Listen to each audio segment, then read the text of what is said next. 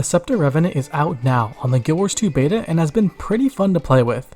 The Scepter itself is a strong weapon with loads of barrier applications, as well as a surprising amount of strike damage.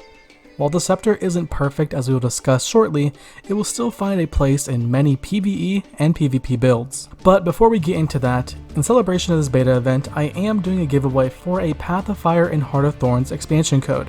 All you have to do to enter is be subscribed and leave a comment on this video letting me know what weapon you are most excited for. This giveaway will end at the same time the beta ends on December 3rd. Now, back to the video. In PvE, the Scepter performs just about how you'd expect. It is a very strong support weapon that will ensure your subgroup has barrier at all times while you are auto-attack chaining and using skill 2. Scepter 3 is an upkeep skill that has a great synergy with Herald and applying quickness. Using auto attacks will enhance this ability, and when used on an ally, pulse tons of might to allies around you, as well as shadow stepping and granting barrier if you're able to reactivate it. It is worth noting that Scepter is actually really good for break bars. Scepter 3 can be used to tether to an enemy, and if you're able to auto attack them 6 times and fully enhance this, you will start to pulse slowness and cripple to them. This pulse will last over a minute or until you reactivate it. For those trolls out there, this also works in PvP as well, resulting in some enemies being perma-slowed. When playing support, Scepter is best used with the shield, as you will now have access to Aegis along with AoE healing from Shield 5. Combine these with a barrier from Scepter, and you have a weapon set that can help sustain any group. For open world, Scepter is actually pretty nice for the single target damage it can provide. Simply tethering to an enemy will increase your strike damage towards them. Combining this with Scepter 2 and auto attacks to enhance them both, you end up with loads of damage that can take down many bosses. The fact that you are gaining barrier and might while doing all of this is what makes Scepter a nice pick. It's also worth mentioning that this tether will break if you swap off of Scepter. To get around this, you can actually run 2 different offhands, such as Axe and Sword. That way you are able to keep that strike damage bonus and still get benefits out of having more skills. Now for PvP. This is where I went through the 4 stages of grief. I just was in denial. I could not accept the fact that the Scepter was a support weapon. I could not accept the fact that it wasn't usable in PvP. I was in denial. I was mad. I started bargaining, saying, you know what, maybe it can be good. Maybe I can make something work with it. After trying and attempting, I just failed every time, which led to me sinking into a depression and laying in bed.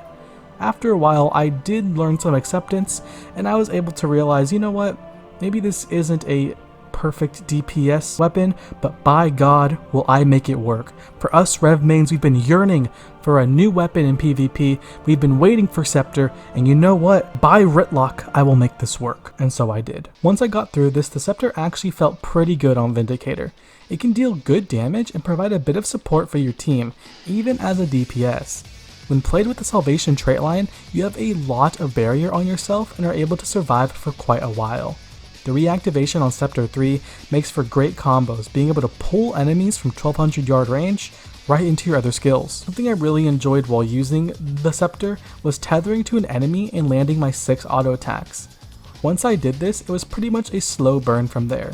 No matter what the enemy does, as long as you stay in range and don't swap off of the Scepter, they will be tethered and permanently slowed and crippled for a whole minute straight. For tankier builds, this will be a slow burn as you're able to fully damage them with Scepter and legend skills while they are stuck in a crippled state. Against DPS builds, it's pretty much game over if you can land this on them. They won't have the damage to kill or escape from you before they are downed themselves. Despite my opinion of how I don't really think it's good for the game, I was enjoying it and would be pretty mad if I was on the receiving end. Besides that, skill 2 on the Scepter is really good damage if you can land 3 auto attacks and fully enhance it. I personally enjoyed running Assassin Stance and shadow stepping to my target, getting that quickness so that I can get 3 autos for some big burst. And lastly, before we get into the problems I have with Scepter, let's discuss World v World. On Heal Vindicator, Scepter is fantastic. The barrier application is very strong and the tether ability is one of my favorites here. Tethering onto your commander and having a free 1200 range shadow step to them whenever you need it is insane. It's very cool, it can be used for some fun plays, like ceasing a bunch of enemies and shadow stepping backwards. I didn't really use it for DPS as this is where I feel the majority of the issues are. While the Scepter is a great weapon for support, it's obvious that they wanted to add some damage onto it as well. This is where I have the issue. While 3 target cap on the auto attack makes sense for game balance, it doesn't at all feel that great when I'm swinging a giant lightsaber around, only able to hit 3 targets in a radius. I feel that it's a bit misleading and frugal, and honestly it should be 5 targets so that not only is it stronger, but also feels better to use. On the topic of 5 target, Scepter 2. Why does the end explosion only affect 1 target? I understand that the damage over time part of it should be 1 target, but the explosion that comes afterwards is literally a giant explosion that deals big damage when enhanced. This should be at least 3 targets, if not 5. I promise you it's not going to break the game. It'll just feel a lot better and honestly add some more flavor to it. When tethering to an ally with Scepter 3, if I want to reactivate it for the Shadow Step, I have to manually click on my target and then I am able to. In a lot of cases, such as World v World, this is not practical at all. Whenever you have 50, 100 players all stacked on top of each other, I am not going to be able to click on a commander or anyone inside of that giant blob. This just makes the weapon feel super clunky to use, and honestly what it should do is just automatically teleport me to the target that I am currently tethered to. While those are just a few of my problems with the Scepter, there are still quite a few features I would like to see added onto it, such as a mechanic like Trident, which has different effects based off of what legend you are currently attuned to. I feel like this would be a really easy change. Just make it so that Scepter 2 or 3, or even both, give you an additional boon or condi based off of which legend stance you are currently attuned to. This wouldn't be that hard to add, and honestly it would add a lot more depth to a weapon that is currently just auto attack spammy.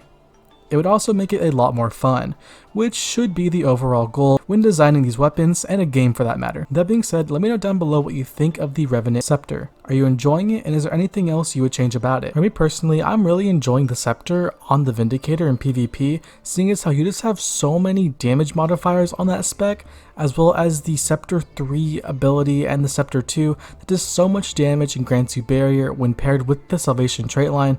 You are just a freaking beast. Honestly, it feels pretty fun, and I am enjoying it a lot. Aside from that, I've been playing a lot of Guild Wars 1 as of recently, and the Ritualist class feels a lot like the Revenant with the Scepter, more specifically the Renegade spec, putting down those spirits and using my Scepter to deal some range damage as well as hinder enemies. It feels very Ritualist in the sense that you are laying down spirits while also enhancing yourself with the Scepter 3 skills as well as your Renegade abilities. But anyways, do not forget to like and subscribe so you have a chance to win a Path of Fire / Heart of Thorns expansion key. Thank you all so much for watching. I'll see you in the next one. Peace out.